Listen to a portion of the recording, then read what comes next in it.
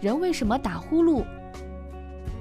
如文医生特邀专家全芳，西安交通大学第一附属医院耳鼻咽喉头颈外科主任医师。在日常的生活当中呢，我们都可以碰到我们周围的人睡眠的时候发出鼾声、打呼噜这种情况。那么为什么打呼噜呢？主要的原因有以下这些方面。第一个方面呢，就是我们上气道，也叫上呼吸道的一个狭窄、塌陷、阻塞所引起的一个打鼾。我们来看一下我们这个示意图，就是从我们这个前鼻孔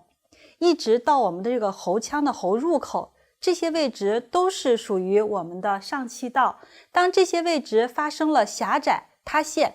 最主要的鼾声发生的区域是在这个位置，我们的软腭这个位置，它会发生一个塌陷，向后与这个咽后壁相交，然后就发生一个山洞，就出现我们听到的那个鼾声的那样的一个声音，这是最常见的一个阻塞的一个因素。那么第二种常见的因素呢，就是由中枢引起的。由于我们的中枢系统呢，我们的大脑，我们是有一个睡眠中枢的。当这个睡眠中枢的阈值比较高的时候，也可能它会指挥我们的睡眠发生一些障碍，也可以导致我们的打呼噜。那么第三种因素呢，就是一些其他的因素，比如说我们看到日常生活中肥胖的病人，他发生打鼾的情况就比较多。肥胖的病人，同时呢，有这个甲状腺功能低下的病人，由于他可能会发生一些身体的水肿，也会导致他们打鼾。那么我们在日常生活中也可以看到老年人